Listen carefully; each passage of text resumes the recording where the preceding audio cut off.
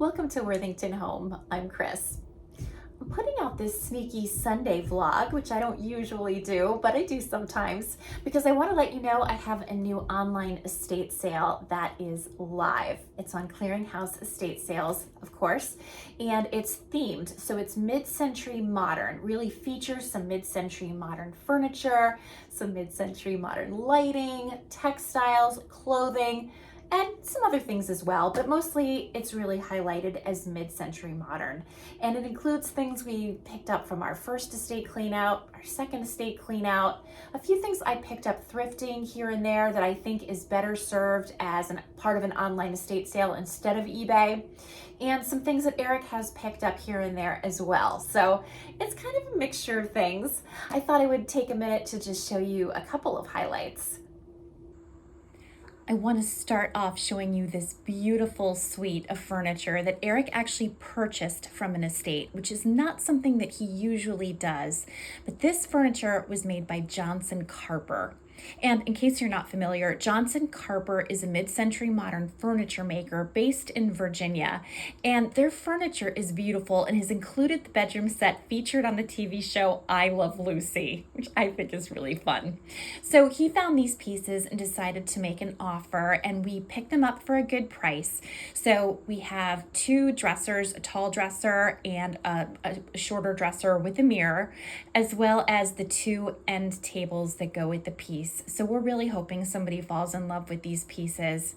We have a reserve on them because if they don't go for at least $75 to $100, we would just as soon pull them off the estate sale and sell them elsewhere. They're just too valuable to give away for, pennies on the dollar. We also picked up this really nice desk that was from the same owner. It's not the same maker, but definitely a really nice desk, and this piece does not have a reserve on it. As I mentioned, we have lots of really fun mid-century modern lighting, including this hanging lantern that is so much nicer in person. These pictures don't really do it justice. It hangs on a long chain, and it can also be plugged into an electric socket. So you don't have to wire it into your home, and that means you can move it around to whatever space makes the most sense. I always think that's a great feature. We also have a series of really special lamps that have their original shades. And these lamps have such a grand presence. They would be really prominent in a room and definitely would be absolute highlights in a room, especially if that room is furnished in a mid-century modern style. Although they could look nice in other rooms as well. We just thought they were really special, and we're hoping that somebody enjoys them. One of the interesting things about this estate sale is that we have a lot of mid-century modern wall art and textiles, and some of the textiles are also wall art. So a little bit confusing, but you can see we have this great desert scene that's part of a latch hook. I don't know if it was a kit or if it was done by hand. We have this really interesting aquatic scene that seems to have been woven and hand stitched. We have this really pretty village scene and vibrant colors. There's lots of really interesting details in this piece. We have this woven textile that was handmade and includes some other smaller textiles as part of the whole. And this really interesting rug that has some awesome mid-century modern colors. And here is an excellent old campus sweater. It's a really unique piece and was probably from the 1950s. Okay, so this dress doesn't look that exciting in this picture. I have some other pictures on the website as well, but it actually has some metallic threads running through it. The back is kind of scoop neck with button details, and it has a train. So this is very Jackie Kennedy White House fabulous. And speaking of that era, this orange and kind of navy dress is also very retro and eye-catching. I thought that could be a great piece for somebody. And then I went through all of my eBay bins to really dig out anything that I thought was not really moving or really getting a lot of watchers on eBay, with the hopes that if I could stage it differently, it might make a nice addition to the estate sale, including this soup tureen and mugs. highlighted in this sort of mustardy yellow color. There are these clear glass pieces with metallic accents that are really fun in real life, but I think are just not getting much attention on eBay. I put on these little prints that I think are very sweet and have some nice colors. Again, I think somebody might be glad to have them, and I imagine they wouldn't get very much money. I also went through and listed all of the clear glass cocktail culture pieces that I have had in my bins because they are taking up so much room. They were all part of estate cleanouts. And while having these kinds of rocks glasses or whiskey glasses can be really handy in a household, clear glass just doesn't photograph very well and doesn't sell very well for me on eBay. So it seemed like this might be a different kind of form to try. And frankly, if they don't sell on the estate sales, I probably will just donate them because I don't think it makes a lot of sense to sit on these items for months and months wondering if they're going to sell on eBay. So we'll see how it goes. So anyway, as you can see, lots of interesting stuff, and I wanted to make sure you had a chance to check it out while it was still live because I had quite a few comments from my last estate sale saying that you wish you had had that opportunity. So I read your comments, I heard you, and again, this estate sale will be live until Thursday. Let me check my dates. Thursday, June 12th at 8:05 p.m. So that's when it closes. And then that next Saturday, so just a few days later, people will come and pick up their items if they won their bids. And that's really how the process goes. In fact, we had a pickup for our last online estate sale today, and I have a brief clip to show you. It's officially pickup day, so the estate sale has ended. We have everything laid out, and we're ready for the new owners of these things, the people who won their bids, to come and collect them. And after that, the barn will be restored to normal, or at least as normal as we can get it right now.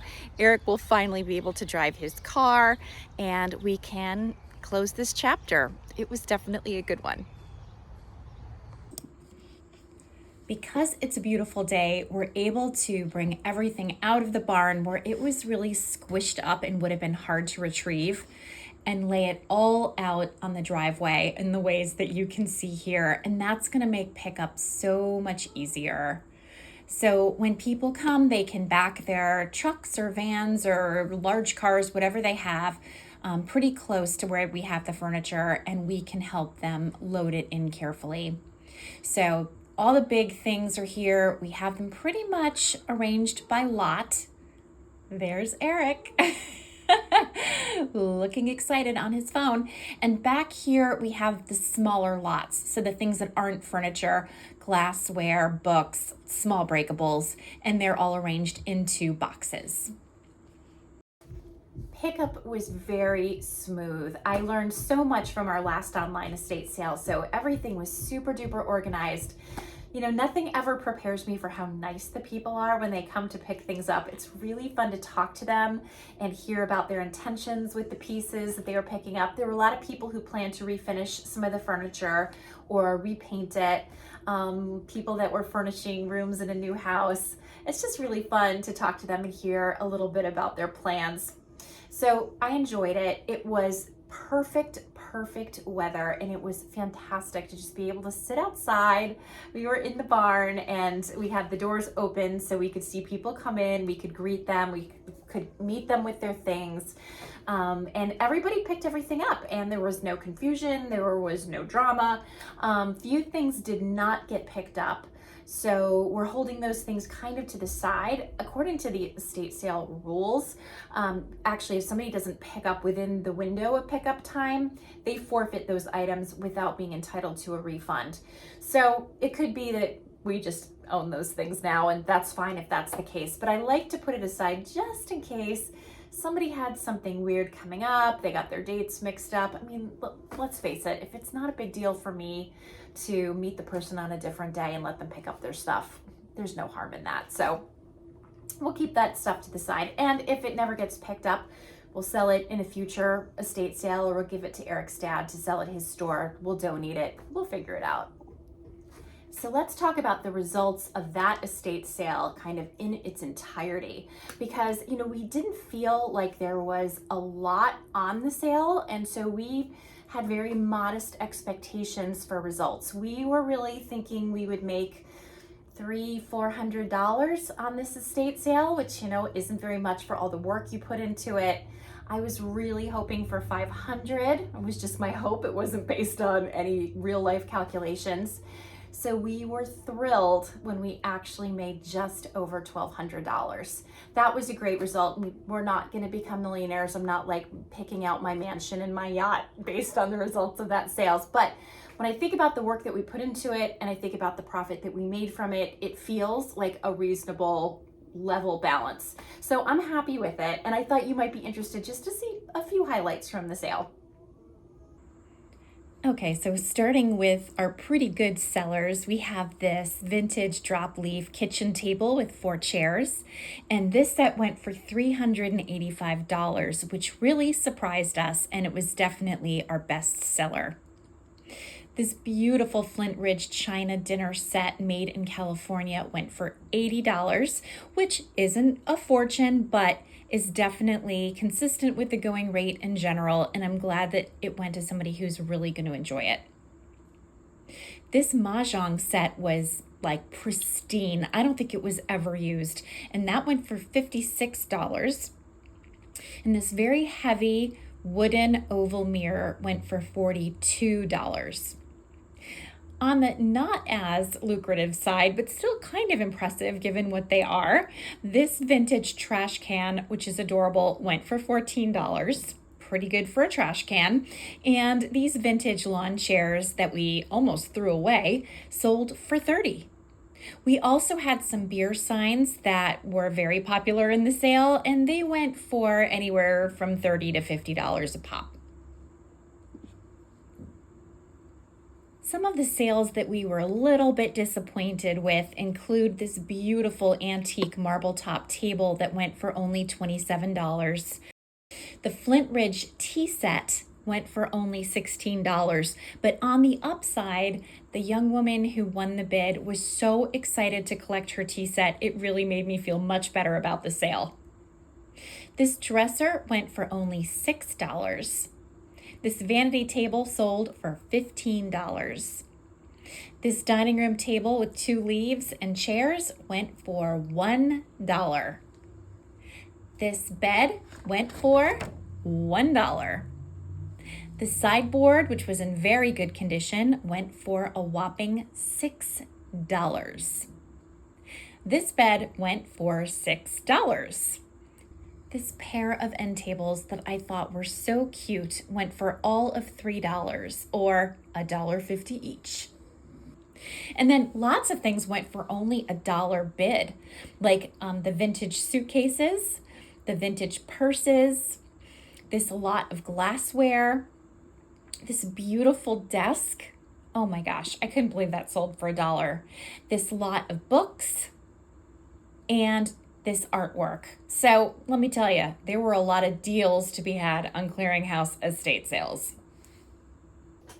So I hope you enjoyed seeing some of the highlights from the sale. Again, really happy with the outcome, and we're already planning our next one. That won't be hot on the heels of this one. I need a little break, but we definitely will be doing some additional sales into the future. So I received a question from a viewer, and I thought it was such a good one, and I thought it would be a really interesting one for us to kind of explore together. And what that viewer said was, why would somebody do an estate clean out instead of an estate sale? Well, that really gave me a moment's pause, because I thought, I bet that's a question a lot of people have. So let me talk about when an estate clean out is clearly going to make a lot of sense for a family or an individual.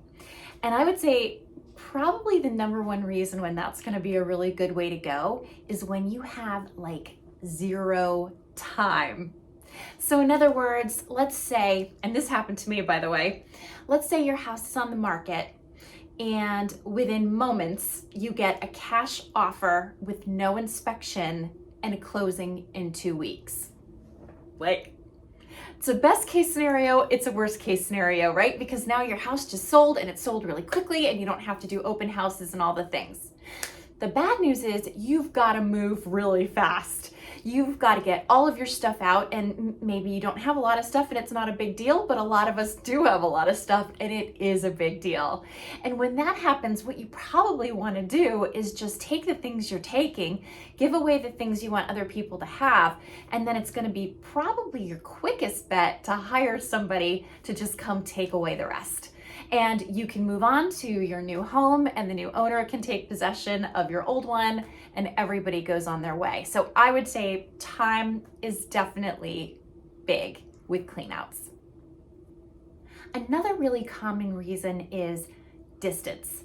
So let's say somebody suddenly relocated to another job and had to leave really fast, and they have another home that they just need to deal with. Or let's say someone has passed away and the person who inherited the property lives several states away and just really can't be freed up for long enough to deal with the estate that they need to dissolve. When that happens, it's probably wise for that person to come, again, assess the situation, take what they want, and then call a company to just do the rest. And that way they don't have to get tied up and do a lot of driving back and forth, and it reduces their stress and everybody's happy. So distance is another really common reason for a clean out. Another really big one, and one that we've seen more of recently, is that there are either no descendants of the estate, or the descendants of the state are unable to participate in the dissolution of the state. So let's say that an elderly person has gone to assisted living and doesn't have children. And doesn't have siblings. Or let's say that elderly person has gone to an assisted living facility and maybe there is a child, but the child is unwell or has some intellectual disabilities and can't cope with things. A lot of times in those cases, it's really so much easier for a lot of times a lawyer, an executor, or somebody similar to just work with a company who can clean it out, do it really professionally, do it really quickly, and then the client is freed from all of that hassle, which perhaps that person can't take on, not even if they want to. I'd say the last time when just a quick clean out is gonna really make sense is going to be if there just isn't a lot of quality possessions. So let's say the house, has lots of things in it, but none of those things are of particular value. It might just make sense to clean out those things and not try to sell them, because selling them might be hard and likely isn't going to get you a lot of result. So you might not want to take on the work and hassle of that for what will not be any kind of reasonable payout at the end, if that's something that you can even estimate. And of course, what I didn't mention, I guess I kind of thought of it as a given, but maybe it's not, is an estate clean out is going to make a lot of sense if just nobody wants to do it. I mean, maybe just nobody wants to be bothered, or maybe the conditions around the estate dissolving are hard or sad or stressful, and people are kind of full up with all of the emotions and don't need to also figure out what to do with Great Aunt Edna's lamp. Maybe that's just not a thing they want to think about, and it's better for them mentally to let somebody else take care of that. And that's when a clean out can make a lot of sense and really help everybody feel a little bit more settled and a little less burdened by what they're going through. What I think is a lot more common is a combination of things. So let's say there's an estate that needs to be dissolved. A lot of times you'll have friends or family members or whomever pick out some things that they want, things that are sentimental or just things that would go in their home, things they want to keep in the family, whatever. So there's sort of that tier of things is gone. And then the family decides if they want to have some kind of sale. So that might be an estate sale, a tag sale. Some people call that a garage sale. In Connecticut, we usually say tag sale. You might want to do that kind of process, which could be a good one. And so then the question becomes, do you want to do it yourself, or do you want to hire a company to do it? And there's no right or wrong answer to that. Sometimes families really enjoy having an estate sale together. It can be very kind of bonding and energizing, especially if there's lots of hands. If there's lots of siblings and cousins and people to participate, because it's a lot of work. But if you have kind of a big crew of people doing it, it can also be a lot of fun. I think what is also very common, though, is that people want to do the estate sale, but they don't want to take charge of it, knowing that it's a lot of work and not being sure how to price things and how to manage the traffic. I mean, there's an art to it for sure. So perhaps they want to hire a company to do it. So the next question becomes, do you want an in-person estate sale from that company, or do you want an online estate sale from that company? So if you do an in-person estate sale, you're going to have a lot of traffic, probably. You're going to have a lot of people through your home. And some people, again, find that fun and interesting and energizing. Some people find that like really weird and intrusive. It depends. It depends on how you feel. I know there can be a lot of concerns about people coming through and wear and tear on flooring, on things possibly getting broken. In some communities, it can be difficult or even impossible to absorb the traffic level that a live estate sale can generate. Like especially I think about condominium complexes where there's limited parking, or even like where I live where it's a very busy street and people can't really safely park on the street. So it can really create kind of a traffic jam and some other logistical issues. But if that's not a concern and you want to have an estate sale and you want to hire a company, there's definitely money to be made that way if you have the kinds of goods that will support good sales. Bear in mind, you'll have to split the profits with the company, so you have to be okay with that. And then after the company leaves, you're still going to have a lot of stuff to get rid of, guaranteed. Even if the sale is wildly successful, you're still going to need to deal with all of the rest of the stuff that probably needs to be cleaned out. And of course, you can do that yourself, or again, you can hire a company to do it. And the things that I find really trip people up are things like mattresses, things like paint, things like all the paperwork that we tend to accumulate even in this digital age, things that are like just kind of broken, things that are kind of cumbersome. There can just be like a lot of stuff left over. So if you hire a company to do a live estate sale, you're still going to have a lot of that stuff. And of course, if you hire a company to do an online estate sale, you're going to have the same problem. The benefit of hiring a company to do an online estate sale is that you don't get the wear and tear on your home. You don't get the traffic and all those parking kinds of issues. You don't get the pressure of like customer service in the moment. But you do get some money from your things. Again, you're going to split the profits, and you're going to need to have the time. You're going to need to have a good bit of time for that company to come in and have the time to go through your things, photograph them, measure them, catalog them, put them online, and then give the estate sale at least a week to run its course, and then to pick another day to have people pick up all their stuff. So you're talking minimally 2 weeks for that, which might be totally fine if you don't have tight timelines. But if you do, that's probably going to be a deal breaker for you. So after you've had that estate sale or tag sale, whether it's live or online, you're going to have to figure out what to do with the good bit of stuff. As I said before, you might be thinking, well, it's not going to matter because at that point, I'm just going to call 1-800-JUNK or similar, or I'm just going to call a charitable organization to come and pick it up. Now, those are steps you can totally take and they will resolve some of your problems, but I can assure you they will not resolve all of your problems, because what happens, and I hear this all the time, is companies like 1-800-JUNK, they will not take everything. They'll take most things, they'll take the bulk of the things, but they won't take everything. So you're still gonna get stuck. Like, I don't believe they take mattresses and paint and stuff like that. I could be wrong, but I know there are things that they just won't take that you're still gonna have to deal with. Charitable organizations are much the same. I know that there are companies that will, come out and they'll say, well, we'll take your dining room table, but we're not going to take your hutch. Or we'll take your kitchen island, but not your kitchen table.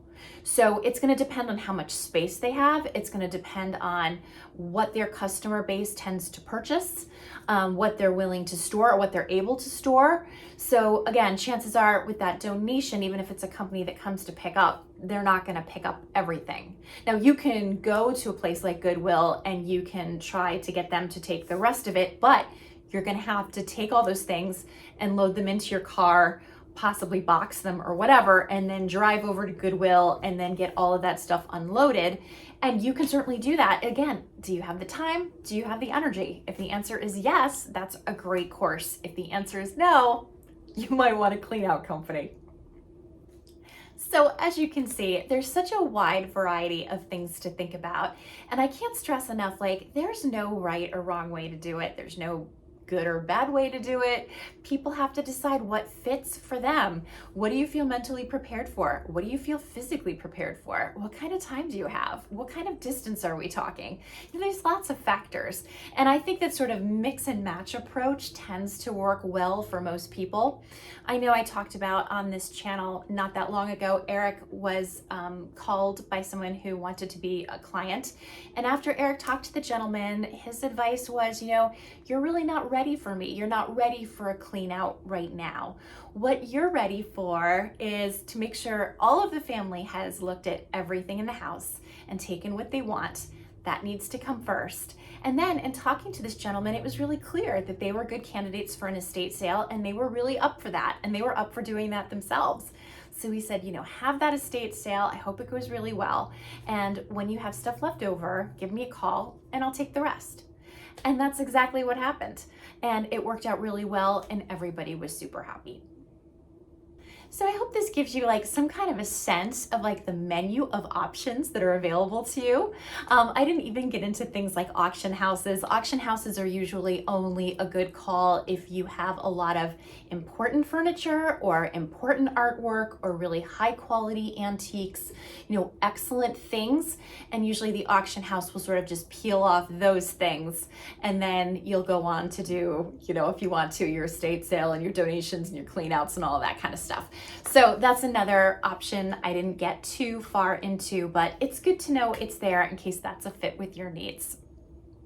So that's my little lesson, my little like estate dissolution 101 course. In case you ever find yourself in need of it. My parents unfortunately both passed, you know, years ago. So I'm watching now a lot of my contemporaries deal with that question of what do we do with the estate? What do we do with the stuff? And I know it can be a very heavy question and it can be a situation that has a lot of emotion attached to it. Childhood memories, all kinds of things. And so I think what's important first and foremost, if money is allowing, of course, is to do what's best for your mental health and to do whatever is going to give your family the best peace of mind and the best closure, whatever that is. And isn't it so nice that we live in a day and age where we have access to all of these services and all of these individuals who can help us with those like big questions or when we're feeling really stuck and stressed in life. I think it's really good. So that's what I have for you today. I hope you found this video to be informative. And if it's not your cup of tea, don't worry, because on Wednesday I will be back with a thrifting video. So stay tuned for that. And in the meantime, if you did like this video, please hit like and subscribe. And I will certainly look forward to seeing you next time. Bye for now.